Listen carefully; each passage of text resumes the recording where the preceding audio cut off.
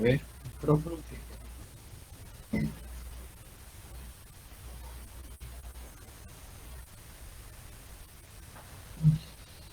Bastante ponía.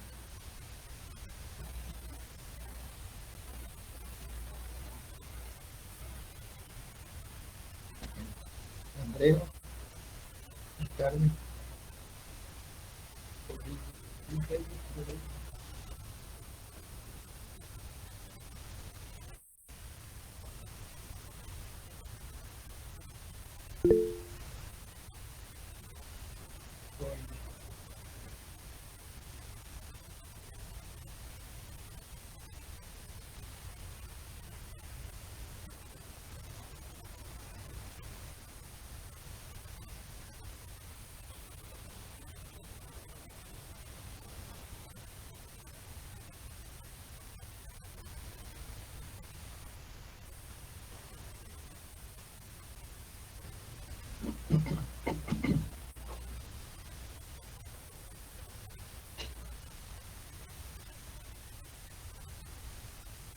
Uno ya.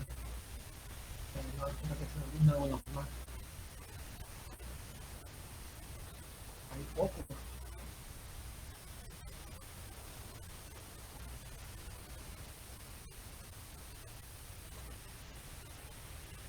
Un poco.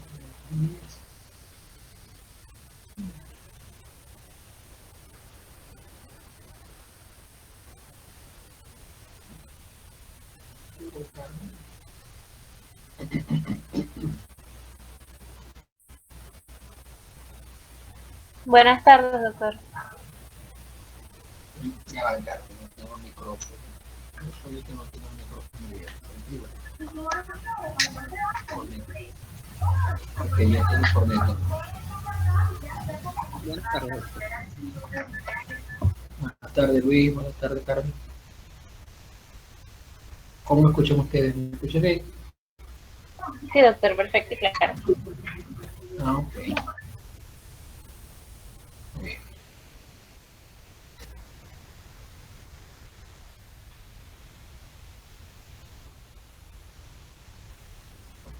Doctor, disculpe, ya pasó las notas. Es que yo quiero No, ver mi nota, yo quiero ver mi nota. No sé cómo no la he cargado, terminar. Carmen. Tengo que buscarla y mandarte una foto. Está Tengo bien. no la he cargado, no la he cargado. Tengo que abrir los listados y pasarlo a Excel y empezar a meter notas. Es un trabajito administrativo que nunca es agradable. Claro, Pero sí, entiendo, doctor. pero tengo que hacerlo. Sí.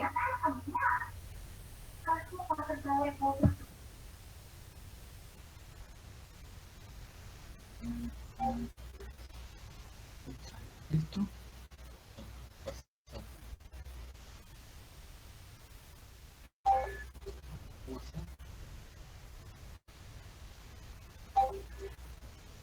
Ok.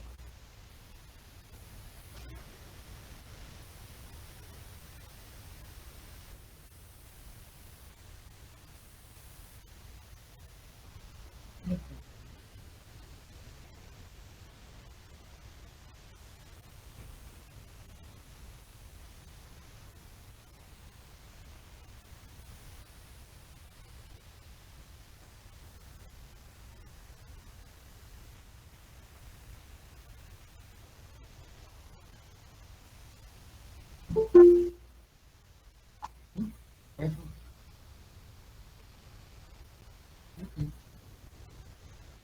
No veo a nadie.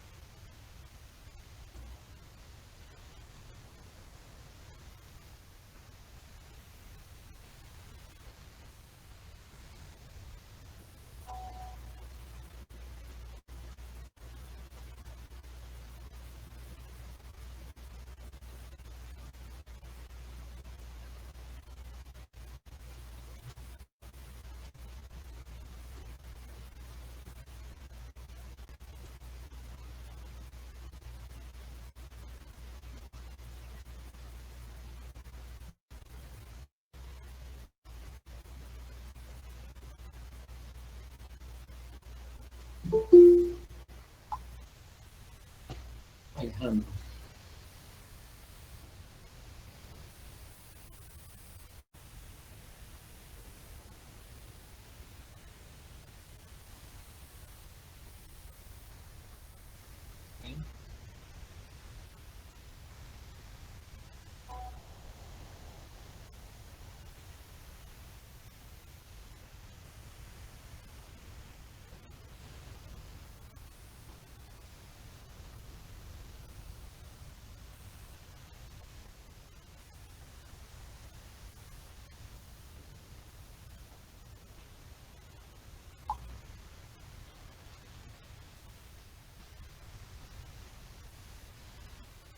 Ok, 15 son 14 personas unidas. Pareciera que no van a venir más.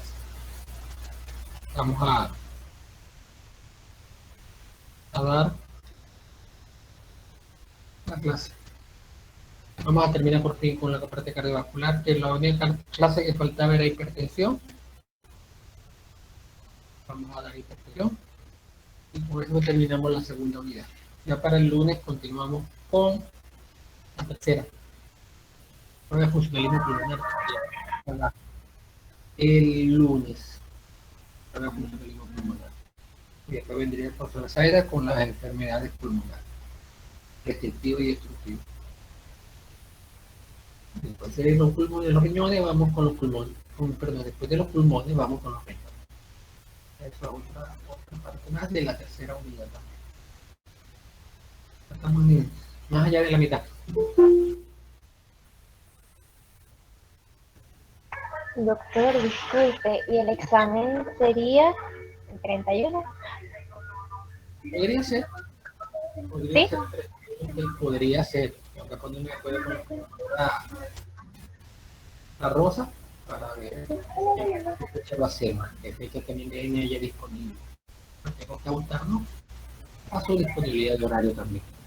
Claro, por supuesto. No, yo lo digo porque, bueno, primero para organizarnos nosotros como estudiantes Vayan y haciéndolo. también, exacto, ¿Cuánto? y también para ir recogiendo el dinero y hablar con el señor de las copias, Sí. a ver si nos mantiene el precio del año pasado, que no creo, quizás es también económico, pero no tan económico como aquel tiempo, Ujú. y seguir organizándonos.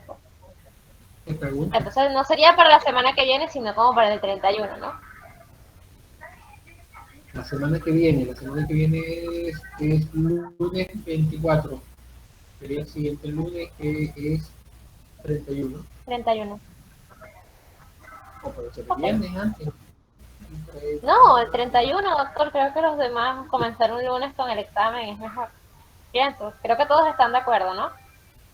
No sé si todos, no le preguntaba a todos, pero Sí, sí es lo que están dice. de acuerdo, doctor, sí, sí, ellos están de acuerdo. Ellos no hablan, pero sí están de acuerdo, vea, Estefanía dice que está de Porque acuerdo. no habla, pero escribe. Bueno, estoy Realmente en también clase. escribe. De acuerdo. Yo hablo con Zaida para que nos pongamos de acuerdo. Bueno, ella tiene que enviar sus preguntas y yo tengo que completar con las mías para hacer el examen. Es de la Claro, misma doctor, forma que ahí le queda. le da más chance de organizar ustedes el parcial, todo le da más Sí, chance. mejores preguntas, mejores preguntas. Exacto, sí. Bueno, Carlos, está bien. Bueno, está entrando José Alejandro. Entrando. ¿Cuánto más esperamos?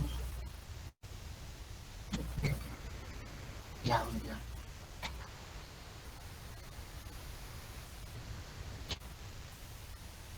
No, no creo que no vaya a entrar nadie más. Vamos a comenzar entonces.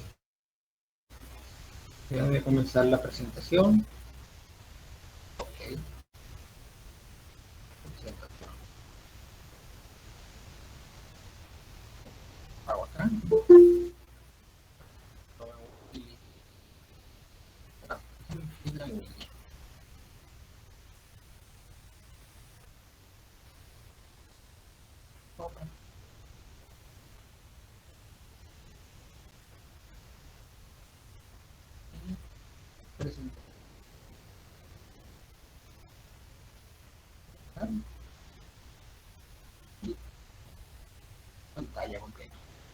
Ok, vamos a hablar de hipertensión arterial. Vamos a definirla, esto es muy sencillo, porque generalmente la definición la hacen base según unas cifras tensionales, y esas cifras tensionales han cambiado, ha evolucionado la consideración de lo que es hipertensión. Vamos a explicar la fisiopatología de la hipertensión arterial, sobre todo la forma primaria, que es una teoría, por eso es primario, pero no está de todo aclarado, y las formas secundarias que son un poco menos, bastante menos frecuentes y un poco más variadas. Describir la revolución de los diferentes a los diferentes órganos de la hipertensión, las complicaciones de la hipertensión.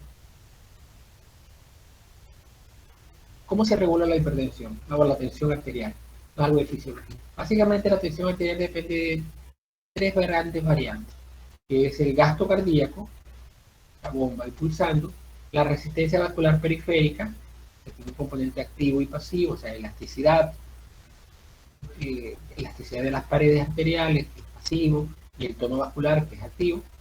Y el tercer elemento, el cual interviene, es el volumen intravascular. Con esos tres elementos en interrelación, estos son distintos órganos que regulan todos esos factores, usted tiene la tensión arterial. Esto es un modo de Paraguay. El corazón determina el gasto, determina por lo tanto la fuerza como se contrae, el volumen latido, por tanto la frecuencia de la sistólica. El vaso sanguíneo, sus dos componentes, la elasticidad y el tono vascular, tiene resistencia y capacitancia. El sistema nervioso autónomo puede actuar tanto en el corazón, produciendo aumento o disminución del gasto, dependiendo si es simpático o parasimpático, y sobre los vasos sanguíneos aumentando el tono vascular. Lo mismo hace la médula suprarrenal, la médula suprarrenal, liberando catecolaminas que tienen esa función sobre tanto el gasto cardíaco como sobre lo vascular periférico, y también tiene un efecto sobre los riñones. En el riñón, a través de la activación del sistema renal angiotensina y aldosterona, se regula vasoconstricción, volumen, concentración de sodio, por tanto volumen intravascular, y tienen los dos elementos también que regulan la tensión arterial. Todo esto se van a interrelacionar entre sí.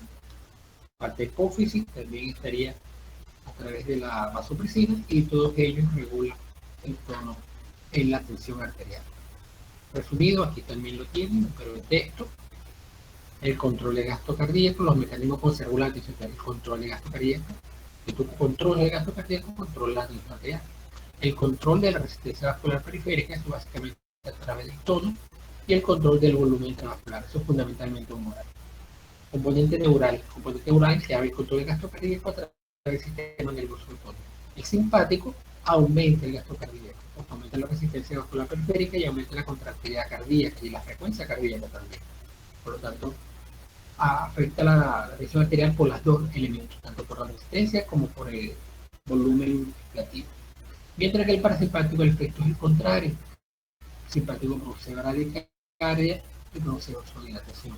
Tanto cae el gasto cardíaco por efecto del parasimpático, el tono vagal.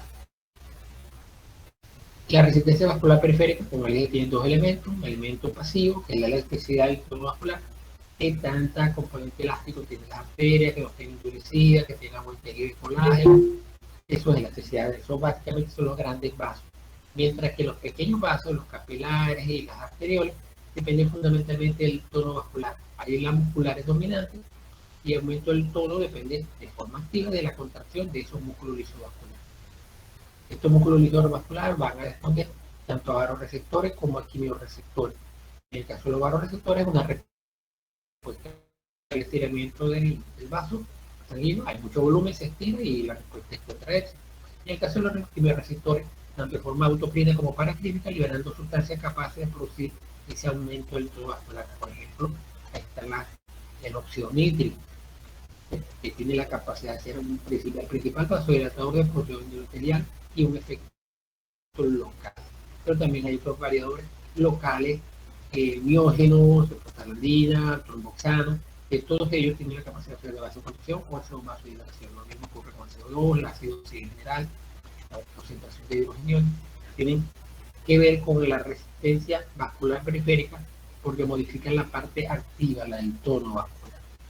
El sistema humoral, que básicamente regula el volumen intravascular a través del sistema de la vasopresina, que es el factor natriurético, es el responsable de aumentar o no disminuir la pérdida de agua libre, no dependiente de sodio, y a través de él regula el volumen intravascular.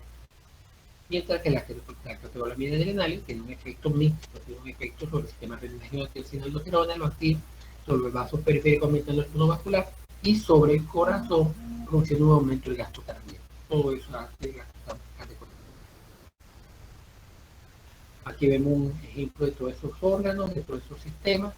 En el glomérulo, lo importantísimo es este aparato, que es el aparato glomerular, el control del arterio referente con el tubo contorneado distal. Aquí está la mácula densa, que es la parte de los receptores, donde se percibe la concentración de filtrado, de presión dentro del mismo túbulo, cuánto líquido hay, cuánto sodio fue filtrado, y él da la información al arterio referente, que tiene la capacidad de liberar la retina, y esta retina tiene efectos vasculares, vasoconstrictores, sobre la arteria aferente, llega menos sangre, o sobre la arteria deferente, aumentando la presión dentro de la parte glomerular o intraglomerular. Y, por supuesto, con la producción de la renina con el efecto local, pero la renina también tiene un efecto sistémico. La renina, que se produce por la reducción de la filtración tubular de sodio o la reducción de la presión arterial, esta renina va a actuar sobre el sustrato que es la angiotensina y lo va a convertir en la angiotensina 1. Esta se transforma en angiotensina 2, sobre todo a nivel pulmonar, aunque está en todo el tejido, la enzima convertidora, y esta angiotensina 2 es la que tiene su principal efecto.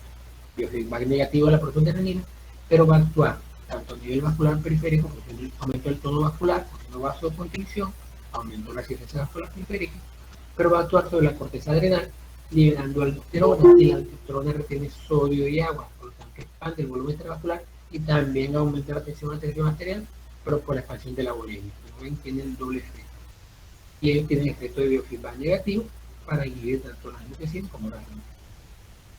A nivel de la glándula hipófisis, donde se produce la vasopresina, la ADH, la vasopresina va a actuar sobre órganos blancos, son los túbulos colectores. Ellos impiden la recepción de agua. Por eso se llama hormona antidiurética. Ella, al tener estos efectos del túbulo, el túbulo reabsorbe más agua por canales libres, acuaporina, y esa agua que se reabsorbe no está en la orina. Entonces el paciente orina menos, porque se llama antidiurética. ¿Cuál es el objetivo de retener agua? Diluir el espacio intravascular. Por lo tanto, ellos responden a un aumento de la osmolaridad plasmática, hay un aumento de la DH para tratar de disminuir esa osmolaridad. Y lo contrario ocurre cuando hay descenso de la osmolaridad plasmática, hay una disminución de la hormona antidiurética, el paciente orina mucho y de esa manera pierde agua libre y la osmolaridad plasmática va a aumentar. Esto lo vamos a ver nuevamente en la parte de endocrino. No se apuren con esto, vayan teniéndolo como primera información. Entonces, definición de hipertensión. Vamos a ver si nos ponemos de acuerdo. Estado patológico en el cual la tensión arterial se encuentra por encima de los valores normales. Vamos a discutir que es un valor normal. Y representa un factor de riesgo de padecer un evento mayor cardiovascular. Cuando hablamos de evento mayor cardiovascular, estamos hablando de los eventos vasculares cerebrales y el síndrome coronario agudo. Angina, infarto, muerte súbita cardíaca y por supuesto los eventos vasculares cerebrales que puede ser isquémico o hemorrágico. Esto se llama un evento vascular mayor. El concepto de tensión arterial normal siempre ha sido un problema. Nunca supimos realmente qué era lo normal. Empezamos a tomar la tensión arterial en la mayoría de la población y había mucha variabilidad, sobre todo por grupos etarios. Entonces teniendo ese problema para decir que era una tensión normal. El primer enfoque que se dio por el vista de factores de riesgo fue a través de los seguros. Las compañías de seguros se daban cuenta que cuando le ponían un seguro de vida a una persona que tenía una tensión arterial por encima de 160, generalmente ellos terminaban perdiendo dinero, porque esa persona se moría más rápido que si le ponían el mismo seguro, pero una persona que tenía 120 de presión. Entonces ellos empezaron a colocar valores de tensión arterial para hablar de normalidad, pero como un factor de riesgo de mortalidad. Entonces no es una descripción porcentual poblacional lo que el concepto de tensión arterial normal, no es lo que tiene la mayoría normal. Es que a partir de ciertos valores de cifras tensionales se convierte o no en un factor de riesgo para tener un evento vascular mayor.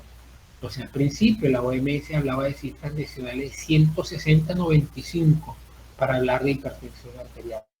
eso era muy alto, empezaron a bajar las cifras, después tuvimos con 140-90, que todavía es aceptado por algunas clasificaciones para hablar de hipertensión arterial. Pero la tendencia moderna es incluso a disminuir esa cifra, porque hay trabajos donde demuestran que con 140-90 ya tú tienes factores de riesgo aumentados para tener un evento cardiovascular. Tendrías que tenerla menor que esos valores para que no seas o no caer en el concepto de tensión adecuada, óptima o buena. No el término normal, como si lo normal fuera bueno, no debería entonces darse esos valores hasta actuales que existe, por ejemplo, lo que tiene la OMS y la Sociedad Europea, que todavía hablan de 140-90. En los niños es un poco diferente, se considera hipertensión arterial en los menores de 18 años, cuando la presión sistólica y la diastólica se hace por separado, están por encima del percentil 95 para su edad de acceso. Hay tablas donde se representan los valores de distribución, estos sí son de distribución poblacional, de niños, niñas de distintas edades, y se ponen distribución porcentual dividido en porcentiles. Y hablamos de hipertensión cuando está la sistólica o la diastólica para esa edad y para ese género, cuando está por encima del percentil 95. Si está menos del percentil 95, no hablamos de hipertensión. Esto es lo que define hipertensión en pediatría. Cuando ustedes vayan para pediatría, esas tablas están disponibles, deberían tenerlas disponible en una chuleta o en un teléfono o en una imagen para poder clasificar la hipertensión en el niño. Este es el trabajo que marcó la revisión completa de las cifras, considerar las cifras normales de presión arterial. El riesgo relativo de muerte, bueno, enfermedad cardiovascular mayor por enfermedad cardiovascular asociada a la presión arterial. Como ven, antes se hablaba de 160, 95, para hablar de hipertensión. Mira los factores de riesgo, qué tanto, el riesgo relativo está muy alto en todas estas personas, tanto en hombres como mujeres. Entonces sí, es un factor de riesgo tener esa atención, pero 140 también era un factor de riesgo, se bajó las cifras tradicionales de definición de hipertensión a 140-90 y sigue siendo un factor de riesgo elevado, pero no es uno el factor de riesgo. Entonces, entre 120, que es menor de 120-80, donde realmente es uno, de 140, hay una elevación de los factores de riesgo. La OMS y la Sociedad Europea hablaba de hipertensión solamente por encima de 140-90, pero entonces empezaron a hablar de otros grupos o subgrupos dentro de la normalidad, que hablaban de normal alta o elevada, pero no hablaban de hipertensión. Estaban buscando eufemismos para no decir hipertensión en valores menores de 140-90. La Sociedad Americana de Cardiología y la American Heart dejaron de tonterías y ellos ya empezaron a hablar de valores distintos.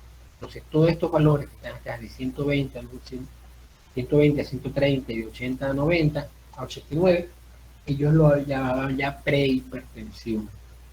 Ya hablaban de prehipertensión y autorizaban que estos pacientes prehipertensos ya había que hacer intervención terapéutica, cambio de estilo de vida, incluso medicamentos, porque ya a esta edad, con estos valores de presión arterial, ya hay un factor de riesgo de morir de un evento cardiovascular mayor, ya sea evento vascular cerebral o cardiopatía isquémica. Como ven, tanto en hombres como mujeres, no está bien, no es suficiente estar entre 130, por ejemplo. No es un buen valor para tener una sobrevida más larga, sino tener esto. Se hablaban de un valor de hipertensión o de tensión arterial óptima, menor de 120, 80.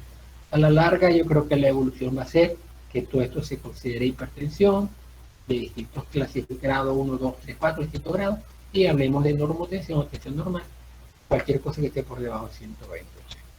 Esa es la tendencia. Por ejemplo, este de la OMS, incluso estos valores todavía están vigentes. Ellos hablaban de sí, 120-80 para definirla como óptima. Pero fíjate cómo hablaban de una normal alta entre 130 y 140, entre 85 y 89. Entonces tendría que estar por debajo de 130 y por debajo de 85 para hablar de normal. Y como vimos en la tabla anterior, aún con estos valores hay un factor de riesgo. Y ellos solamente clasificaban o denominaban ya hipertensión el 140-90. Esta todavía está vigente y esta es la más, quizás la más conocida en la mayoría de los medios.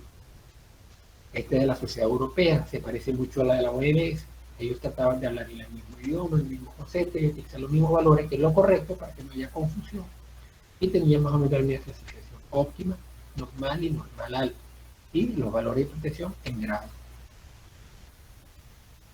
El problema comenzó por acá: el séptimo comité, que es el Comité Nacional de Expertos de los Estados Unidos, que es una asociación que se creó a distancia del Colegio Americano de Cardiología y la Asociación Americana del Corazón, que se unieron y crearon estos valores. Y empezaron a hablar de que estos valores entre 120 y 140 no eran normales, no se le debía llamar normal, y acuñaron el término prehipertensión.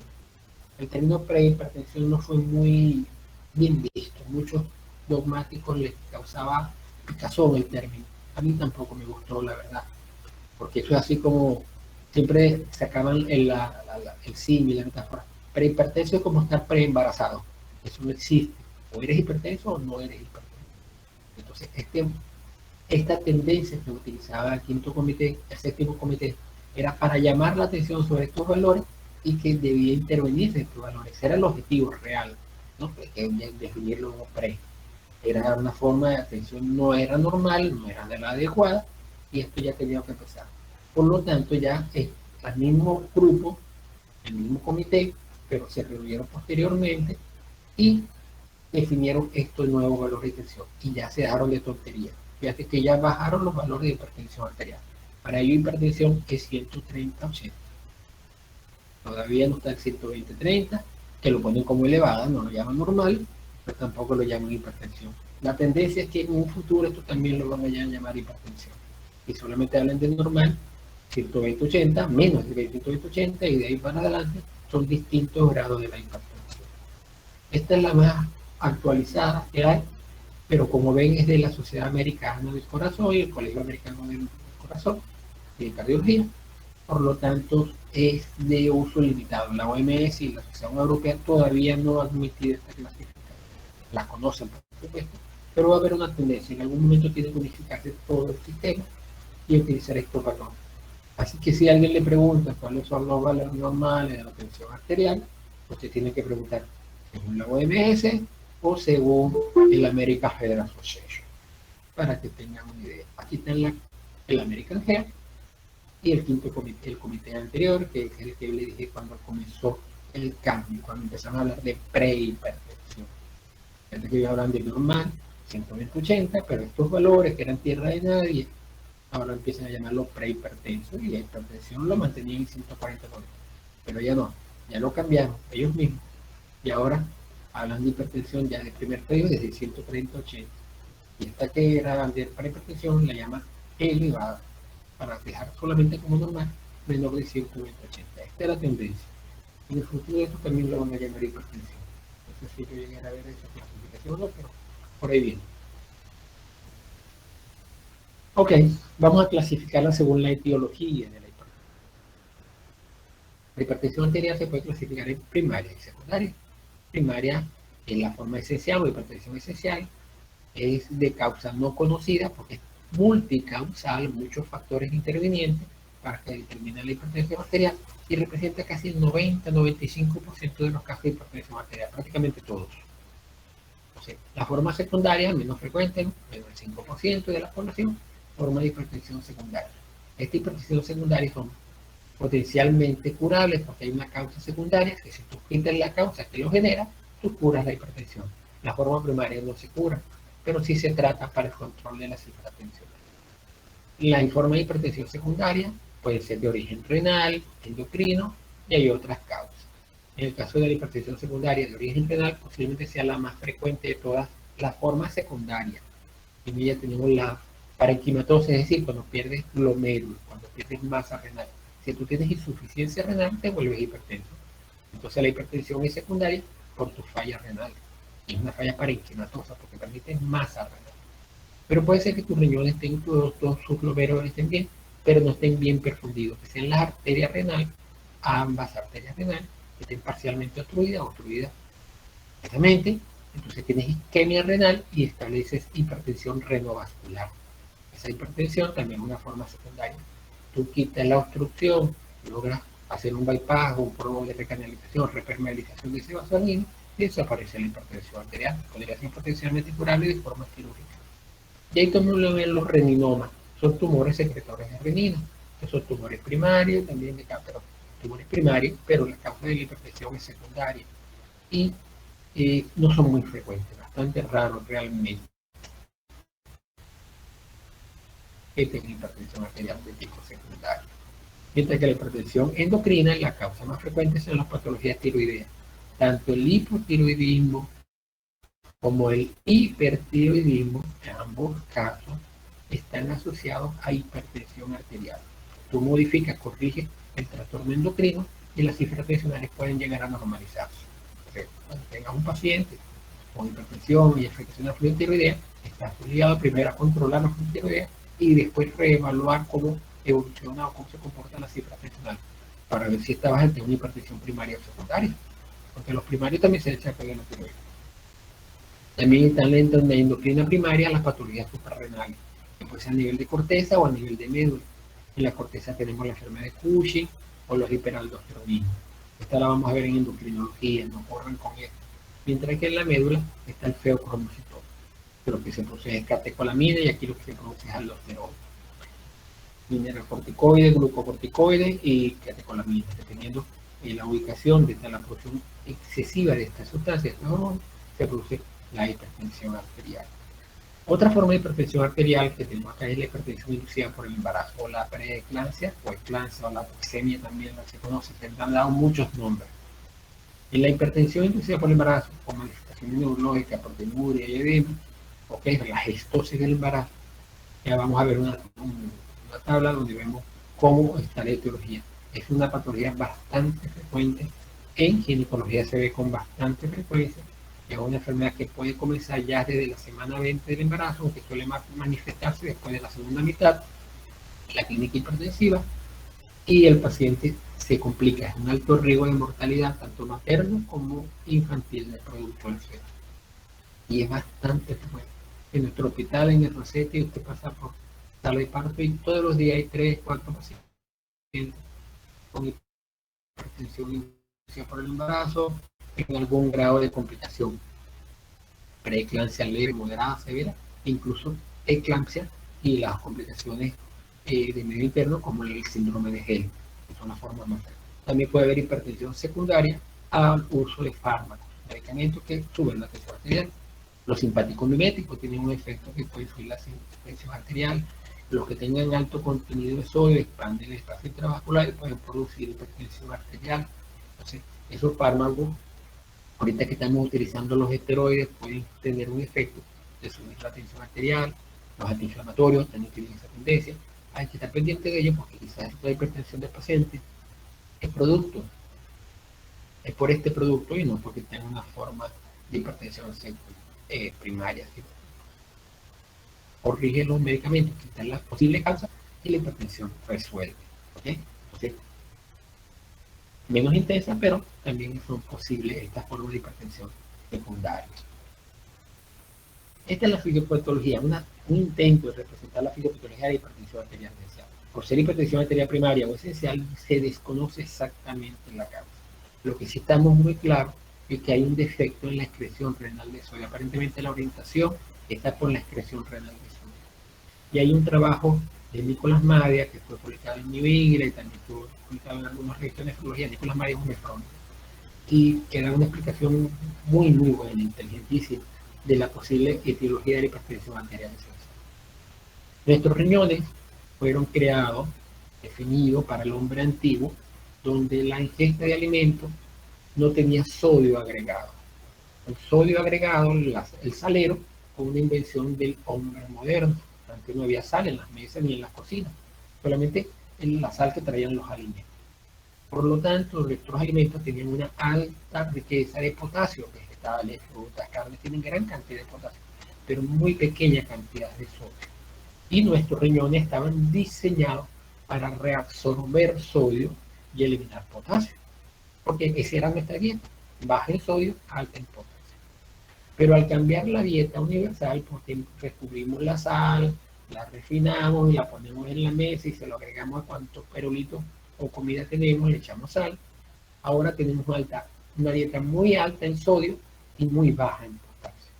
Un riñón que está entrenado, creado para retener sodio y mucho sodio de origen, termina produciendo hipertensión arterial. El defecto en la excreción renal de sodio y baja ingesta de potasio, la combinación de esos elementos, produce hipertensión, elevación del volumen intraplasmático y aumento del gasto cardíaco por autorregulación. También está el componente de disregulación neurohormonal, otra teoría, donde el trastorno básicamente es por la sensibilidad del simpático, la función de los receptores beta y por esa causa de hipertensión arterial. Y un defecto general transporte del sodio y calcio oral. También ha tratado de utilizar esta teoría para explicar la hipertensión esencial. Aparentemente está más por el trastorno intrarrenal, por el mecanismo de regulación renal a nivel tubular y vascular de la base recta de los riñones, del intercambio de iones, sobre todo el efecto sodio-potasio. Entonces, exceso de sodio y efecto de potasio puede ser la causa que haya tanta hipertensión en el mundo moderno. Hay trabajos importantísimos en sociedades primitivas, indígenas, donde están alejados de la civilización, donde ellos no tienen consumo de sal agregado porque no la conocen, no la han descubierto, no la han llegado por la contaminación de la civilización, y prácticamente en esas poblaciones no había hipertensión. Aprendieron a comer sal y después se vuelven hipertensos. Así que eso es una teoría de la hipertensión arterial, pero no es lo único, porque entonces sería muy fácil curar la hipertensión. Le dice a la gente que come sin sal y listo, se les quitó la hipertensión. No es tan fácil. La mayoría responde a la disminución de la ingesta de sodio, pero no cura. Aquí está otra forma de hipertensión arterial secundaria, la hipertensión por hipoperfusión renal, isquemia renal. Si hay isquemia renal, hipoperfusión, se aumentan los niveles de renina. Vean esta explicación. Ambos los riñones con su masa glomerular normal, una aorta con sus arterias renales indemnes, y cada uno con una tasa de flujo plasmático renal de 50 mililitros por minuto. Por eso da una tasa de filtración glomerular por medio normal alrededor de 100 mililitros por minuto. El problema es cuando el flujo se distingue entre una arteria y la otra. Aquí vemos como dos riñones, una tiene un flujo disminuido de 35 mililitros por minuto, porque hay algo de estenosis unilateral de la arteria renal, en este caso de la arteria renal izquierda. La arteria renal contralateral simplemente suprime el defecto de 35, ve como 65 y mantiene la misma filtración de 100. Aquí el paciente no está hipertenso, está compensado. Aunque esta isquemia, este riñón está como loco disparando renina, porque él percibe que está en isquemia. Entonces empieza a producir renina y puede darle efecto sistémico hipertensivo, aunque la función renal todavía esté conservada. Por la segunda creatinina ya está normal, pero ya está produciendo renina. Y el tercer evento es cuando la estenosis es bilateral. Cuando la estenosis, vean aquí como las dos arterias renales están obstruidas, entonces ya el flujo plasmático renal está disminuido, la filtración glomerular está disminuida, y tú tienes hipertensión arterial por isquemia renal y falla renal de cabeza. Este paciente tiene un alto nivel de creatinina y tiene diarrea. La pregunta es, ¿qué obstruye las arterias renales? Si es una persona mayor de 65 años, debemos pensar en la aterosclerosis, que es la principal causa de hipertensión renovascular. Pero en menores de 35 años puede haber hiperplasia de la íntima de estos vasos sanguíneos, con tumores vasculares, hay proceso obstructivo y produce una isquemia o una obstrucción parcial que puede ser unilateral, unilateral de estos riñones, y la hipertensión arterial secundaria. Después que se produce la isquemia, se libera la renina, y la renina, usted sabe cuáles son los efectos. Transforma la angiotensina y la angiotensinógeno en angiotensina, esta se convierte en angiotensinógeno 2, y la angiotensina 2 es la que aumenta la frecuencia vascular periférica, aumentando la tensión arterial, sobre todo por la diastólica. También la angiotensina 2 actúa sobre el músculo cardíaco, aumentando el gasto cardíaco. También la angiotensina 2 actúa sobre la corteza suprarrenal, liberando aldosterona y reteniendo sodio. Por lo tanto, expande el volumen intravascular. Al expandir el volumen intravascular, expande el volumen latido. Entonces, el volumen latido también es aumento del gasto cardíaco. Entre ambos, aumento de la resistencia y aumento del gasto cardíaco, produce un aumento de la tensión arterial. Todo esto ocurre cuando hay isquemia renal uni o bilateral. Aquí tenemos otro ejemplo de hipertensión secundaria, la hipertensión inducida por renal. Esta cascada es la parte más conocida. en la hipertensión inducida por vaso. La fase inicial de esta es la que todavía se está discutiendo, está discutida. Es una enfermedad todavía no muy bien aclarada. Sabemos que hay un desequilibrio entre la masa y el flujo sanguíneo de la transplacenta. Se hace un balance entre perfusión y necesidad de oxígeno por parte de la placenta es lo que termina produciendo la hipoperfusión en la unidad útero-placentaria y liberación del útero en el útero de estos mediadores hipertensivos. Libera renina, aumenta el nivel de prostaglandina, de serotonina, de endotelina también, la disminución de la producción de óxido nítrico, entonces produce aumento de la producción vasoconstrictora y disminución de los vasodilatadores. Esa angiotensiva que se produce a nivel del útero tiene el efecto vasoconstrictor periférico, aumenta la resistencia y produce hipertensión arterial. Pero también esa liberación de estos elementos de hipoperfusión produce una degeneración de trofoblast y se libera tromboplastina. Se genera una coagulación intravascular disimilar, un fenómeno inflamatorio con obstrucción vascular y liberación de tromboplastina. Estas proteínas inflamatorias y la tromboplastina se deposita la fibrina en los glomérulos y cae la filtración glomerular, porque hay una glomerulonefritis. Esta proteinuria también se presenta en el es la clínica del paciente con hipertensión inducida por el embarazo. Aumento de la tensión arterial, proteinuria y edema. Al caer la filtración glomerular, disminuye la reabsorción de sodio tubular, porque es el feedback glomerular. Recuerden que hay caída de la filtración de sodio, aumenta la producción de renina y hay menos reabsorción de sodio. Aumenta la reabsorción para que orine menos sodio, porque está filtrando poco. Eso expande el volumen intravascular y produce edema e hipertensión.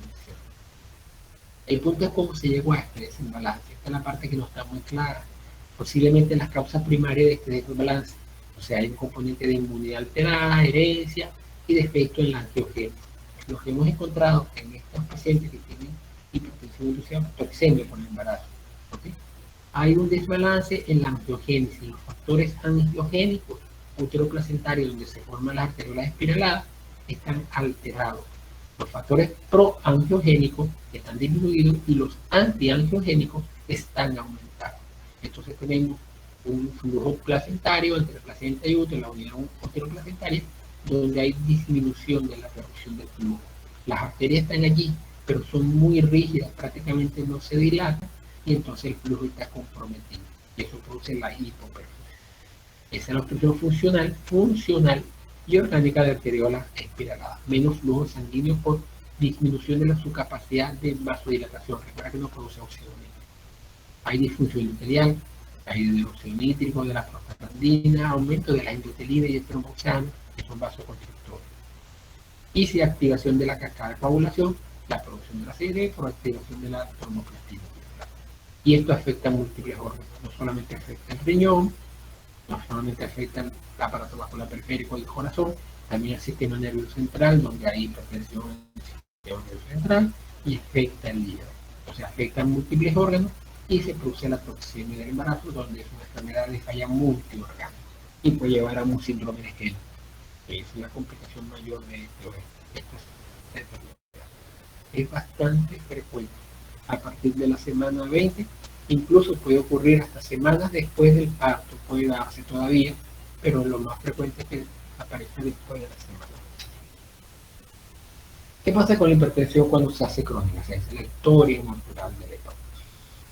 O sea, tú puedes tener factores hereditarios, tu mamá es hipertenso, tu papá es hipertenso, vives en un ambiente urbano occidental donde comen mucho frito ley, mucho tostito, mucha sal, y eres un prehipertenso porque estás casi determinado por tu herencia que te vas a convertir en prehipertenso.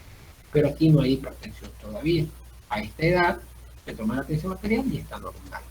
Pero si bien tu función cardíaca a esta edad, te hacen eco y ven tu función cardíaca, van a encontrar en algunos casos un aumento del gasto cardíaco. Hay una tendencia a la hipertrofia ventricular izquierda, aún sin hipertensión. El corazón está respondiendo a estos mediadores de producción endógena para aumentar la producción de la actividad eléctrica, o sea, catecolamina, angiotensina, todos esos elementos están aumentados y tú empiezas a producir esos factores, aunque todavía no estés hipertenso, hasta que por fin te vuelves hipertenso. Dependiendo del tipo de hipertensión, el debut de la hipertensión es variable. En el caso de la hipertensión primaria, que es la esencial, que es la más frecuente, generalmente comienzan a la edad media de la vida. Antiguamente a nosotros nos enseñaban que comenzaban después de los 45, 50 años. Ahorita estamos enseñando que puede verse tan temprano después de los 35, 40 años. Ha disminuido la aparición de la hipertensión arterial. Hemos tenido incluso hipertensos primarios con de 20 años, una cosa rarísima, pero puede hacer. Porque la hipertensión secundaria, en la que hay una causa, generalmente se ve más en jóvenes, mientras que esta hipertensión esencial son de personas de edad media, o de la edad media, olviden algunos. Ok, entonces tiene la hipertensión temprana. Pero la hipertensión hay aumento de la resistencia vascular periférica, el remodelado cardíaco, el remodelado vascular, pérdida de elasticidad y todos los efectos secundarios de la hipertensión ya establecidos. Recuerden que con la hipertensión se da dos daños, el daño hipertensivo y el daño vascular, que es la aterosclerosis. La hipertensión es un factor de riesgo que acelera el depósito de la placa aterosclerótica. A nivel subendotelial se deposita LDL, la cual es oxidada, fagocitada por el metrófono y se convierte en una placa. Eso lo produce la hipertensión. Entonces, durante esta etapa, donde está comenzando con la hipertensión, esas placas están creciendo, están volviéndose cada vez más grandes y en más sitios, que se van alimentando la aterosclerosis, se va acelerando la aterosclerosis hasta que aparecen las complicaciones. Las complicaciones nuevamente pueden ser ateroscleróticas, que son vasoclusivas, o hipertensivas, que es el daño de órganos por el fenómeno físico puro de la hipertensión. Y esto puede ser en edades variables, 50, 60 años, y las manifestaciones pueden ser los eventos vasculares cerebrales mayores que hemos mencionado. Por ejemplo, por el corazón, puede haber que haya hipertrofia cardíaca por hipertensión, crecimiento cardíaco. Puede ser que ese corazón después se haga insuficiencia cardíaca por hipertensión, una cardiopatía hipertensiva. Estos son trastornos hipertensivos. Pero en el mismo corazón puede ser que lo que haya aterosclerosis es una obstrucción de la coronaria. Y lo que haya ocurrido es un infarto, una arritmia o una muerte súbita cardíaca. El caso de la hipertensión en los vasos sanguíneos se puede ir dilatando, la pérdida de la elasticidad y formándose aneurisma. Puede haber una disección aórtica, un aneurisma de la aorta, que puede producir ruptura o embolismo en ese mismo sitio arterial, una complicación de la hipertensión arterial. A nivel arterial, el glomérulo, el arteriolar aferente, corre glomerulosclerosis, termina produciendo una caída de la filtración y falla renal establecida a largo plazo. En nuestro país, la diabetes y la hipertensión son las causas más frecuentes de que nuestros pacientes terminen en una unidad de diálisis. Las glomerulopatías secundarias, hipertensión y diabetes. A nivel del sistema nervioso central, puede haber infarto por obstrucción vascular por aterosclerosis o un fenómeno vascular de ruptura, aneurisma, con un evento vascular cerebral hemorrágico, émbolos que se generen desde el corazón y o de los grandes vasos y navegan al sistema nervioso central y esto establece el evento vascular. Como ven, esas son cómo puede evolucionar la hipertensión. ¿Qué podemos cambiar? ¿Podemos cambiar la herencia? No. Pero sí podemos cambiar el ambiente desde esta fase inicial, aprender a comer mejor, a tener más saludable, para que estos elementos no se establezcan y llegues a viejo en mejores condiciones. Más sano. Aquí está en la lista de las complicaciones de hipertensión arterial, de sus dos formas, las complicaciones hipertensivas y ateroscleróticas. Complicación hipertensiva, la hipertensión arterial, las hemorragias, lo que le dije, la ruptura de los vasos sanguíneos. No tiene que haber un aneurisma para que se rompa. Simplemente el aneurisma, el microaneurisma puede formarse después y puede haber la ruptura, dependiendo de un medio de una emergencia hipertensiva, romperse un vaso sanguíneo que está parcialmente lastimado previamente. A nivel glomerular ocurre la nefroesclerosis, fallo renal, a nivel cardíaco, el remodelado cardíaco, insuficiencia cardíaca, con hipertrofia ventricular izquierda, los aneurismas de la aorta, descanso y la retinopatía hipertensiva, también procesaría por retinopatía hipertensiva. Secundariamente, estos vasos retinianos lastimados producen hemorragia y la hemorragia favorece zonas de área de donde se pierde la visión o incluso hasta el desprendimiento de esa retina.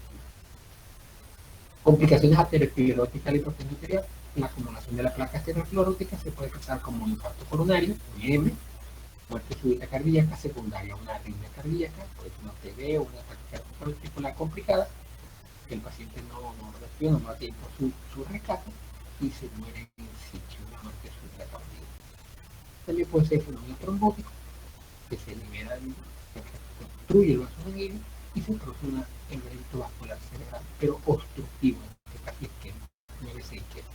También una complicación aterosclerosis. Estratificación del riesgo y la prognosis. Entonces, esta también es la Organización Mundial de la Salud, en el año 99, como ven, y hablan de factores de riesgo, dependiendo del grado de hipertensión arterial y la presencia o no de factor de riesgo, afectación de órganos blancos y comorbilidades, tú clasificas el riesgo de sufrir un evento mayor cardiovascular. Por ejemplo, si tú tienes hipertensión de grado 1, pero no tienes nada más, ningún factor de riesgo, es decir, no eres obeso, no eres sedentario, no eres fumador, tienes esas condiciones de edad de menor de 50 años, tienes ciertas condiciones, tu riesgo de tener un evento mayor de 10 años es bajo, menos de 15% de que te pueda ocurrir. Pero puede ser grado 1 con una hipertensión no muy elevada y tener una condición clínica asociada. Por ejemplo, el diabético tiene falla renal, ya ha tenido eventos vasculares cerebrales previamente y tu riesgo de tener un nuevo evento es muy alto. Es decir, que casi un tercio de todos esos pacientes que tengan estos riesgos en menos de ese año van a tener un evento vascular cerebral o cardiovascular mayor, un infarto o un evento cerebrovascular.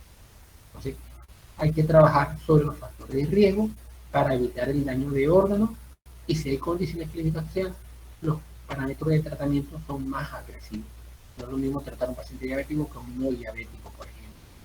En esos casos hay que ser más agresivo y para lograr el control no solo de las situaciones, sino de eliminar los factores de riesgo. Por eso es bueno estudiar los factores de riesgo cardiovasculares por los factores que son modificables o no, para ver cuáles puedes modificar y disminuir estos factores de riesgo de muy alto a una forma alta, mediana o incluso llevarlo a bajo riesgo de ser posible. Entonces ustedes no es que van a decidir cuándo se van a morir, pero sí pueden decidir de qué morirse. Es libertad de ustedes si quieren morirse de un infarto, hagan todo lo que está mal para tener un infarto, o si quieren morir de cáncer, ya saben qué tienen que hacer para morirse de cáncer, comienzan a buscar y eligen de qué morirse y parte de la calidad de vida que van a recibir. ¿Okay? A ver, ya, hasta acá. ¿Alguna pregunta?